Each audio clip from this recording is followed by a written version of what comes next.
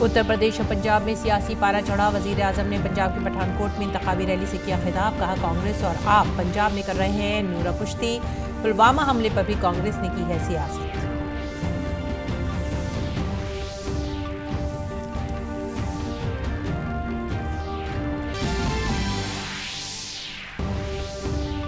मुल्क आज मना रहा है संत, शायर और समाजी मुस्लिम गुरु रविदास जी का यौम पैदाइश। वजीर आजम मोदी ने दिल्ली के करौल बाग में वाक़ गुरु रविदास विश्राम धाम मंदिर में पूजा की।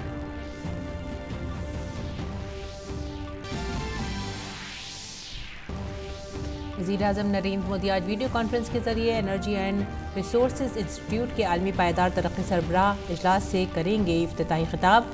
इस साल का थीम है ज़मीन पर सबकी शमूलियत के लिए जामे और यकसा मुस्तकबिल को यकीनी बनाना।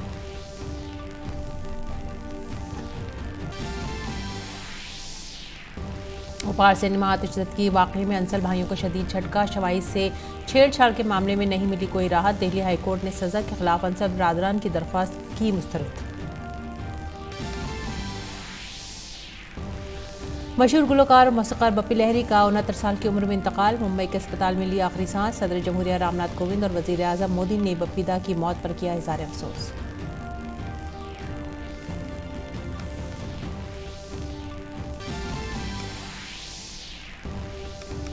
रूस की जानिब से अपनी कुछ फौजें वापस बुलाने के ऐलान के बावजूद अमेरिका ने यूक्रेन पर रूसी हमले का खदशा किया जाहिर। सदर जो बाइडेन ने खबरदार किया कि रूस ने हमला किया तो देंगे मुंहतोड़ जवाब।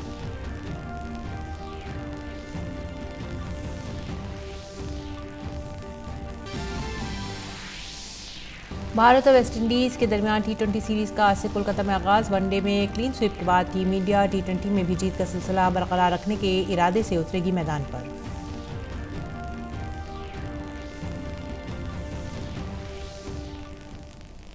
आदाब नाज़रीन, उर्दू खबरों में आप सभी का खैर मकदम है। मैं हूं सादिया अलीम। नज़र डालते हैं इस वक्त की खास खबरों पर। इंतखाबी रियासतों में तमाम सियासी जमातों ने इंतखाबी मुहिम में अपनी पूरी ताकत झोंक दी है। वज़ीर आज़म नरेंद्र मोदी ने पंजाब के पठानकोट में एक जलसे आम से खिताब किया। अपने खिताब में वज़ीर आज़म ने सबसे पहले अजीम संत रविदास को याद किया। उन्होंने कहा कि सबका साथ और सबका विकास के बुनियादी मंत्र के साथ बीजेपी अजीम संत रविदास के नज़रियात पर चल रही है। रविदास जी ने कहा है, मैं एक ऐसा राजा चाहता हूं जिससे राज्य में सभी को अन्न मिले, हर कोई एक समान समरस होकर रहे, और जब ऐसा होगा तो स्वाभाविक रूप से रविदास जी प्रसन्न होंगे ही। ये संत रविदास जी ने कहा है। साथियों, सबका साथ सबका विकास के मंत्र, उस मंत्र को लेकर के चल रही भाजपा का आदर्श भी संत रविदास जी के शब्दों से प्रेरणा लेकर के हम आगे बढ़ते हैं।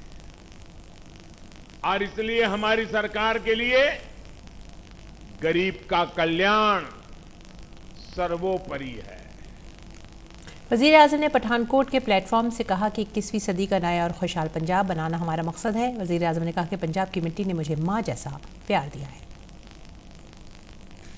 साधारण कार्यकर्ता के रूप में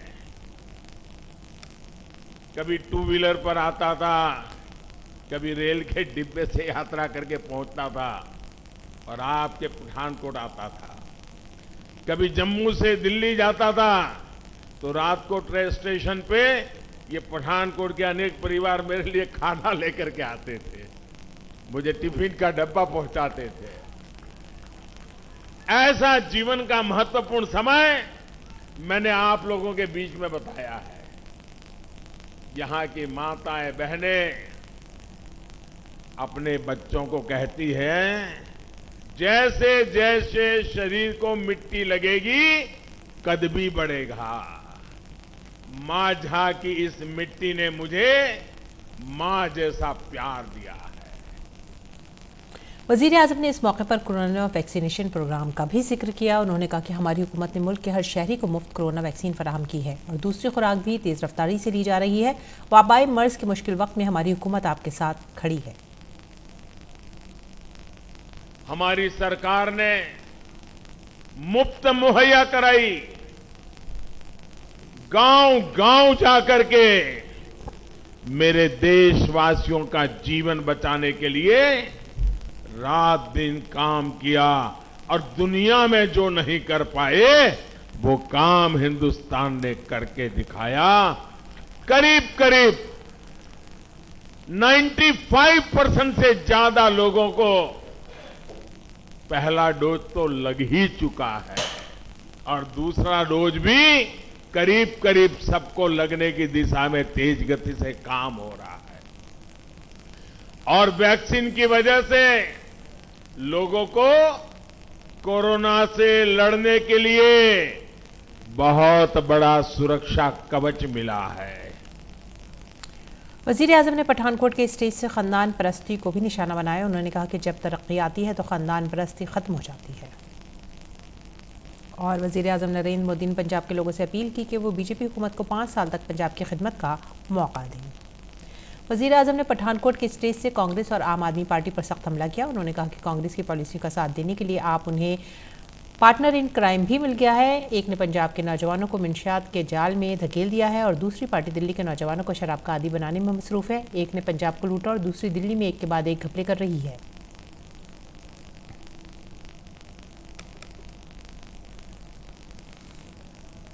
को नशे के जाल में धकेला, दूसरी पार्टी दिल्ली के युवाओं को शराब का लती बनाने में लगी हुई है। भाइयों बहनों, इतना ही नहीं, एक ने पंजाब को लूटा, दूसरी दिल्ली में एक के बाद एक घोटाले कर रही है। ये दोनों एक ही थाली के चट्टे बट्टे होने के बावजूद अब ये दोनों पार्टियां मिलकर पंजाब में नूरा कुश्ती कर रहे हैं, नूरा कुश्ती। वजीर आजम ने सीतापुर की रैली में आवाम से खिताब करते हुए बताया कि यूपी में बीजेपी की हुकूमत के मायने क्या हैं।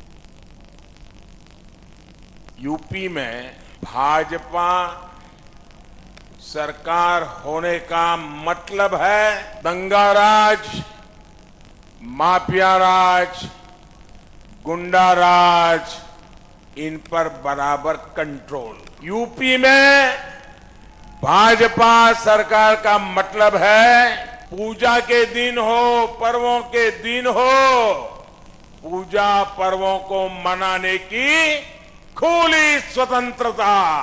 यूपी में भाजपा सरकार का मतलब है बहनों बेटियों की मनचलों से सुरक्षा। यूपी में भाजपा सरकार का मतलब है गरीब के कल्याण के लिए निरंतर काम। यूपी में भाजपा सरकार का मतलब है केंद्र की योजनाओं पर डबल स्पीड से काम। वजीर आजम ने कहा कि गरीबों के मफादात उनकी अवलीन तरजीह हैं। और आगे बढ़ेंगे अगली खबर की तरफ। मरकजी वजीर अनुराग ठाकुर ने कहा है कि यूपी इंतखाबात में बीजेपी को मिल रही जबरदस्त अवामी हिमायत से समाजवादी पार्टी बौखला गई है और अखिलेश के कारकुन बीजेपी लीडरों पर मुसलसल हमले कर रहे हैं। उन्होंने इलेक्शन कमीशन से अपील की कि एसपी के इस पुरतशद्दुद रुझान को रोका जाए। करगिल में मरकजी वजीर मुमलिकत एसपी सिंह बघेल के काफिले पर हमले के ताल्लुक से मरकजी इत्तलात और नशरियात और खेल के वजीर अनुराग ठाकुर ने लखनऊ में इलेक्शन कमीशन के दफ्तर में शिकायत दर्ज कराई और इलेक्शन कमीशन से सख्त कार्रवाई का मुतालबा किया। 15 फरवरी को करहल से भारतीय जनता पार्टी के लोकप्रिय उम्मीदवार, गरीब परिवार से आने वाले, पिछड़ा वर्ग से संबंध रखने वाले एसपी सिंह बघेल जी, जो केंद्रीय मंत्री भी हैं, उनके ऊपर सपा के गुंडों ने हमला किया है। और ये पहली बार नहीं हुआ। पिछले जितने भी चुनावों का उदाहरण देखेंगे, हर चुनाव में मैनपुरी का नाम आता है तो मैनपुरी में इस तरह की घटनाओं को अंजाम समाजवादी पार्टी के गुंडे देते हैं, उनके कार्यकर्ता देते हैं। और मैनपुरी जिले की जिस करहल सीट की मैं बात कर रहा हूं, वहीं पर अतिकुल्लापुर गांव की ये घटना है। प्रचार के दौरान कबराई से अतिकुल्लापुर के रास्ते में खेतों से निकलकर पथराव, डंडे चलाना, गोली तक चलाने की नौबत आना, और वो भी किस पर? केंद्रीय मंत्री एसपी सिंह बघेल जी, जो वहां से हमारे उम्मीदवार हैं। अखिलेश जी को अपनी हार नजर आ रही है, तो गुंडा तत्वों को संरक्षण और उनको हमले करने की उन्होंने खुली छूट दे दी। हमने मांग की है इलेक्शन कमीशन से कि इन गुंडों के खिलाफ, इन समाजवादी पार्टी के कार्यकर्ताओं के खिलाफ कड़ी से कड़ी कार्रवाई की जाए। दूसरी जानिब अमृतसर के मेयर करमजीत सिंह ने आज पंजाब में आम आदमी पार्टी में शमूलियत इख्तियार कर ली है। इस मौके पर आम आदमी पार्टी के कौमी कन्वीनर अरविंद केजरीवाल भी मौजूद थे। वज़ीर-ए-आज़म नरेंद्र मोदी आज वीडियो पैगाम के जरिए the energy and resources institute TERI के आलमी पायदार तरक्की सरबराही कॉन्फ्रेंस के इफ्तिताई इजलास से खिताब करेंगे। ये कॉन्फ्रेंस टेरी की एक अहम सालाना तकरीब है। इस साल की थीम है मुनासिब ज़मीन के लिए पायदार और मसावी मुस्तक़बिल को यकीनी बनाना। कॉन्फ्रेंस में मौसमियाती तब्दीली, पायदार पैदावार, तवानाई की तब्दीली और वसाइल की हिफाजत पर तबादला ख्याल किया जाएगा। 3 रोज़ा सरबराह इजलास में जमहूरिया डोमिनिक के सदर लुई एबनेडार, गयाना के सदर डॉक्टर इरफान अली, अक़वाम मुत्तहिदा की डिप्टी सेक्रेटरी जनरल अमीना जय मोहम्मद, मुख्तलिफ बैनुल हुकूमती तंजीमों के सरबराहान, कई ममालिक के वज़रा और सफ़ीर और 120 से ज़ायद ममालिक के नुमाइंदे भी शिरकत कर रहे हैं। नाज़रीन, आज संत रविदास का यौम पैदाइश अक़ीदत और एहतराम के साथ मनाया जा रहा है। 14वीं सदी के संत रविदास शुमाली भारत में भक्ति तहरीक के बानी थे। जन्मदिन की तक़रीबात के सिलसिले में वाराणसी के श्री गुरु रविदास जन्मभूमि मंदिर में लाखों लोग जमा हुए। इस मौके पर मुल्क भर में कई प्रोग्राम मुनक़्क़िद किए जा रहे हैं।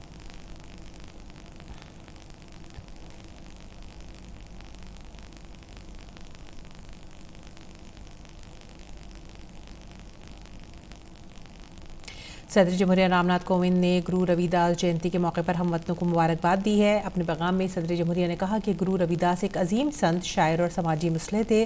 उन्होंने अपने गीतों के जरिए समाजी बुराइयों को ख़त्म करने और माशरे में हम आहंगी लाने की कोशिश की। सदर जमहूरिया ने कहा कि गुरु रविदास ने लोगों के दरमियान बाहिमी मोहब्बत और मसावात का पैगाम दिया है। अमन और भाईचारे की उनकी तालीम पहले से कहीं ज़्यादा मौजू है। सदर जमहूरिया ने कहा कि गुरु रविदास ने हमेशा अपने पैरोकारों को मेहनत, लगन और बर्दाश्त के रास्ते पर चलने की तरकीब दी है। आइए हम गुरु रविदास जी के दिखाए हुए रास्ते पर चलने का अज़्म करें और मसावात और हम आहंगी पर मबनी माशरे की तामीर में अपना ताउन दें।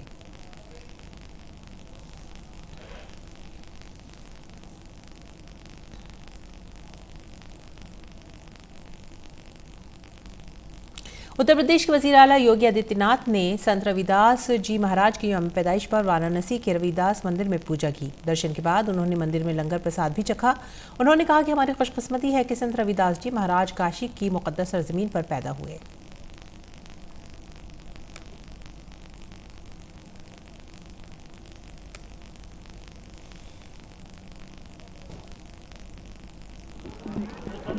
सदगुरु संत शिरोमणि रविदास जी महाराज का पावन जन्मदिन भी है। ये हमारा सौभाग्य है कि संत रविदास जी महाराज का जन्म इस काशी की पवित्र धरती पर शीर गोवर्धन में हुआ है। दिल्ली पुलिस आज अपना 75वां यौम तासीस मना रही है। इस मौके पर पुलिस लाइन्स दिल्ली में यौम तासीस की तकरीबात का एहतमाम किया गया। मरकजी वज़ीर दाखिला अमित शाह ने बतौर मेहमान खुसूसी शिरकत की। वज़ीर दाखिला ने पहले परेड का नज़दीक से मुआयना किया और फिर परेड की सलामी ली।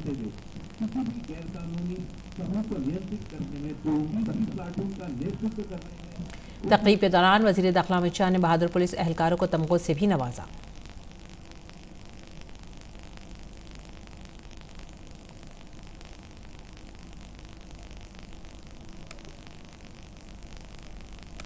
मरकजी वज़ीर दाखिला अमित शाह ने दिल्ली पुलिस के 75वें यौम तासीस के मौके पर एक खुसूसी डाक टिकट भी जारी किया। मरकजी वज़ीर दाखिला अमित शाह ने पुलिस एहलकारों से खिताब करते हुए कहा कि दिल्ली पुलिस ने न सिर्फ कोविड-19 वबाई मर्ज के दौरान गैर मामूली काम किया है, जो कि पूरे मुल्क के पुलिस एहलकारों के लिए एक तरगीब है, बल्कि उसने इस अरसे के दौरान दहशतगर्दी के बहुत से वाक़यात को भी नाकाम बनाया है। कोरोना के अंदर जो काम दिल्ली पुलिस ने किया, वो काम शायद ही किसी पुलिस दल ने किया होगा। देश भर के पुलिस के जवानों ने इसी में से प्रेरणा ली है और इसके साथ साथ उसी कालखंड में कई ऐसी वारदातें होने की संभावना थी जिसको आपने आतंकवादी वारदातों को भी बहुत मुस्तैदी के साथ होने से पहले रोका है और इसके कारण आज हम सुरक्षित महसूस कर रहे हैं। दिल्ली पुलिस कमिश्नर राकेश अस्थाना ने कहा है कि 75 साल के अरसे में दिल्ली पुलिस ने पुलिसिंग के मुख्तलिफ शोबों में अपनी सलाहियतों को साबित किया है। अपनी स्थापना की 75वीं वर्षगांठ की प्लैटिनम जुबली और आज़ादी के अमृत महोत्सव को एक साथ मना रही है। महोदय, दिल्ली पुलिस ने पुलिसिंग के विभिन्न क्षेत्रों में बार बार अपनी क्षमता एवं योग्यता को साबित किया है। और दिल्ली के उपहार सिनेमा में आग लगने के मामले में अंसल बरादरान को राहत नहीं मिली है। दिल्ली हाईकोर्ट ने बुध को उनकी सजा मुअत्तली की दरख्वास्त को मुस्तरद कर दिया। अदालत से राहत न मिलने पर अंसल बरादरान फिलहाल जेल में ही रहेंगे। ऐसे में गुज़िश्ता साल दिल्ली की एक अदालत ने 1997 के आतिशज़दगी के इस मामले में सबूतों के साथ छेड़छाड़ के इल्ज़ाम में रियल इस्टेट बिजनेसमैन सुशील अंसल और गोपाल अंसल को 7 साल की सज़ा सुनाई थी। दरअसल 13 जून 1997 को जनूबी दिल्ली के उपहार सिनेमा में आग लग गई थी, जिसके बाद दम घुटने के सबब 59 अफराद की मौत हो गई थी। और कर्नाटक हाईकोर्ट में आज फिर से हिजाब मुकदमे की समाअत हो रही है। इससे कबल कल भी कर्नाटक के तालीमी इदारों में हिजाब पर पाबंदी को चैलेंज करने वाली एक अर्जी की हाईकोर्ट में समाअत हुई थी। चीफ जस्टिस की सरबराही में 3 रुकनी बेंच ने फरीकैन के दलाइल की समाअत की। दरअसल कर्नाटक हुकूमत ने आज से कॉलेजों को दोबारा खोलने का फैसला भी किया है। रियासत में हिजाब के मामले पर एहतजाज के फैलाव से बचने के लिए कॉलेजों को बंद कर दिया गया था। और रूस के जरिए अपनी कुछ फौजी टुकड़ियों को वापस बुलाने के ऐलान के बावजूद अमेरिका ने कहा है कि यूक्रेन पर रूसी हमले का भी काफ़ी खदशा है। अमेरिकी सदर जो बाइडन ने कहा है कि ऐसा हुआ तो इस खौफनाक इंसानी कीमत चुकानी पड़ेगी। टीवी पर नश्र अपने पैगाम में जो बाइडन ने कहा कि रूस के ऐसे कदम का फैसला कुन जवाब देने के लिए अमेरिका तैयार है। अमेरिकी सदर ने कहा कि रूस ने यूक्रेन सरहद पर तकरीबन 1.5 लाख फौजियों को जमा कर रखा है। बाइडन ने यह भी कहा कि कुछ महाजों से रूस के जरिए अपने फौजियों को वापस बुलाने वाली बात की तस्दीक होनी अभी बाकी है। उन्होंने कहा कि अमेरिकी स्ट्रैटेजिक माहिरीन का भी ये गुमान है कि रूसी फौज यूक्रेन के लिए खतरनाक महाज पर तैनात है।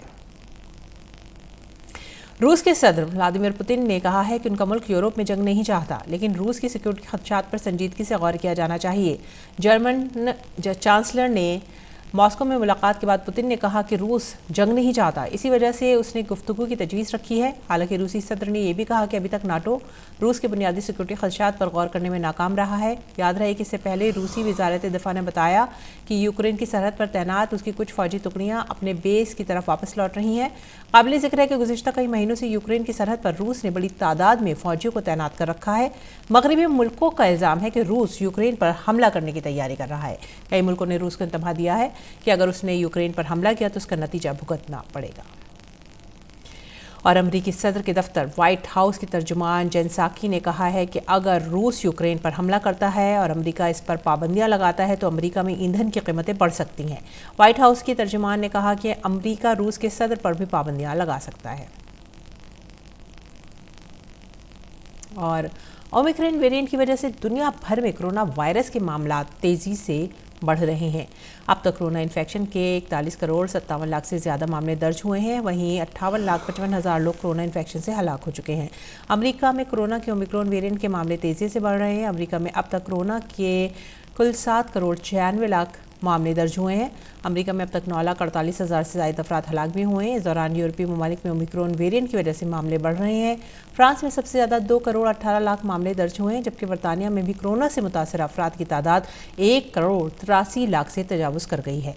रूस में 1 करोड़ 44 लाख से ज़्यादा और जर्मनी में 1 करोड़ 26 लाख से ज़्यादा मामले दर्ज हुए हैं। नाज़रीन, मौसीकी की दुनिया के रोशन सितारे बप्पी लहरी अब नहीं रहे। बप्पी लहरी हिंदी फिल्मों के मशहूर मौसीकार थे। बप्पी लहरी की मौसीकी में अगर डिस्को की चमक दमक नज़र आती है तो वहीं उनके कुछ गाने सादगी और संजीदगी से भी भरपूर हैं। उनका असल नाम लोकेश लहरी था। उन्होंने 3 साल की उम्र में तबला बजाना शुरू कर दिया था। वहीं सिर्फ 14 साल की उम्र में उन्होंने अपनी पहली मौसीकी रिकॉर्ड की थी। वज़ीर-ए-आज़म मोदी ने बप्पी लहरी के इंतकाल पर ताज़ियत का इजहार किया है। उन्होंने ट्वीट किया कि श्री बप्पी लहरी जी की मौसीकी मुख्तलिफ जज्बात की खूबसूरती से अक्कासी करती है। उनके फ़न ने कई नस्लों को मुतासिर किया। उनकी ज़िंदा-दिली सबको याद रहेगी।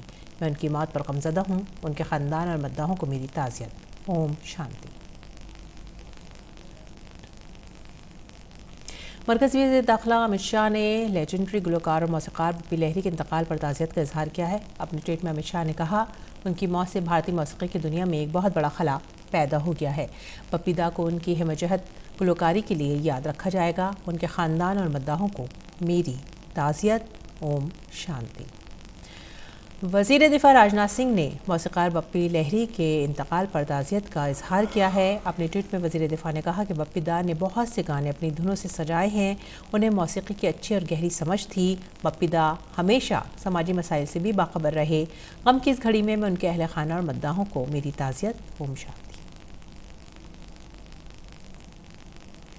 नाज़रीन, बप्पी लहरी ने अपने अलग अंदाज से मौसीक़ी के शायकीन में अपनी पहचान बनाई। उनका ये अंदाज हमेशा ही सराहा गया।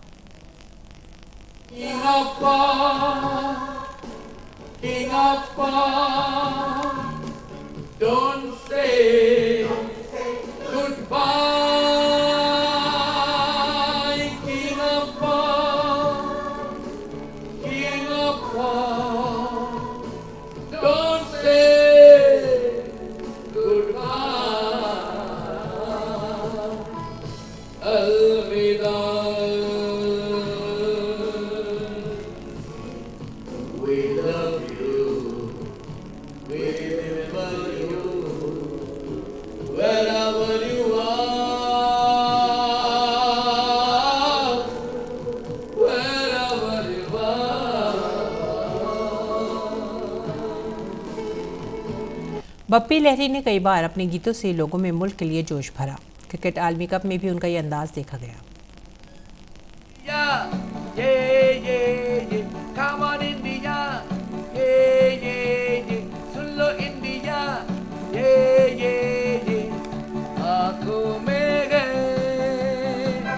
बस एक सपना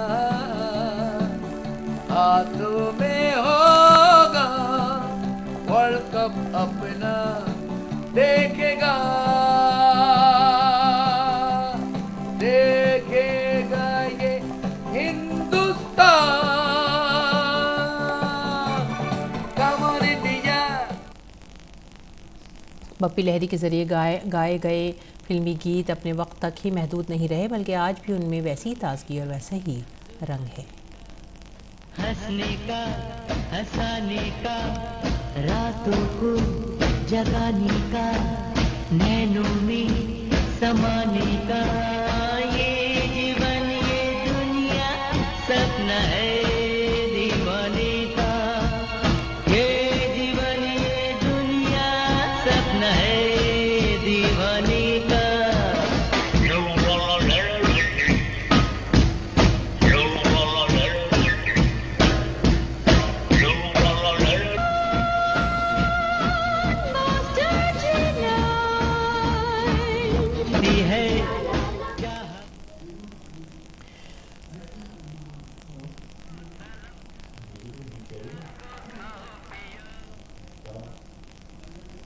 और अब खेल की खबरें। भारत और वेस्ट इंडीज़ के दरमियान 3 मैचों की T20 सीरीज़ का आगाज़ आज शाम 7 बजे से होगा। सीरीज़ के तीनों मुकाबले कोलकाता के ईडन गार्डन में खेले जाएंगे। वेस्ट इंडीज़ के खिलाफ भारतीय कप्तान रोहित शर्मा का रिकॉर्ड बेहद शानदार रहा है। वहीं वेस्ट इंडीज़ की बात अगर करें तो टीम इस फॉर्मेट में काफ़ी मजबूत है और वनडे सीरीज़ में मिली हार के बाद T20 सीरीज़ में पलटवार करने के लिए भी बेकरार है।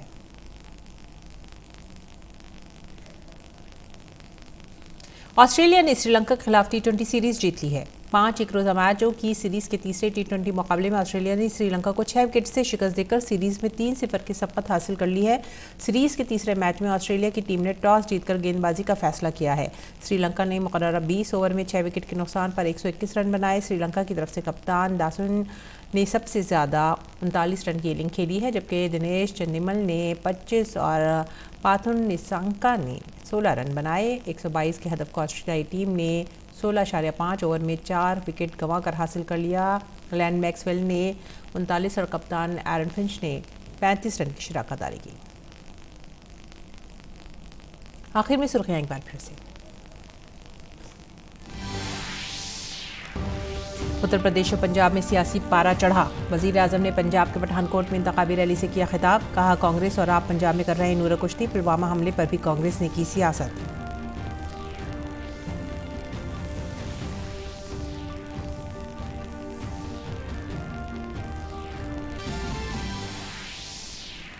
मुल्क आज मना रहा है संत शायर समाजी मसले गुरु रविदास जी का यौम पैदाइश। वजीर आजम मोदी ने दिल्ली के करोल बाग में वाक़ गुरु रविदास विश्राम धाम मंदिर में पूजा की।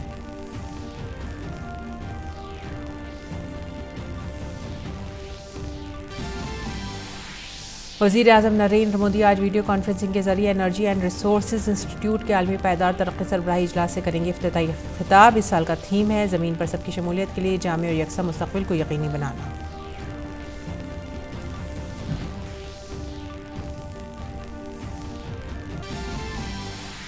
उपहार सिनेमा आतिशबाज़ी की वाक़ई में अंसल भाइयों को शदीद झटका।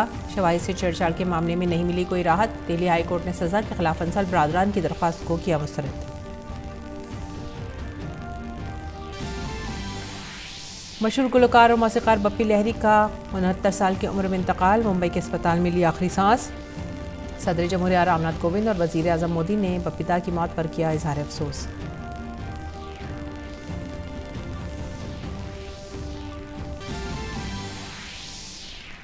रूस की जानिब से अपनी कुछ फौजें वापस बुलाने के ऐलान के बावजूद अमेरिका ने यूक्रेन पर रूसी हमले का खदशा किया जाहिर। सदर जो बाइडन ने खबरदार किया कि रूस ने हमला किया तो देंगे मुंहतोड़ जवाब।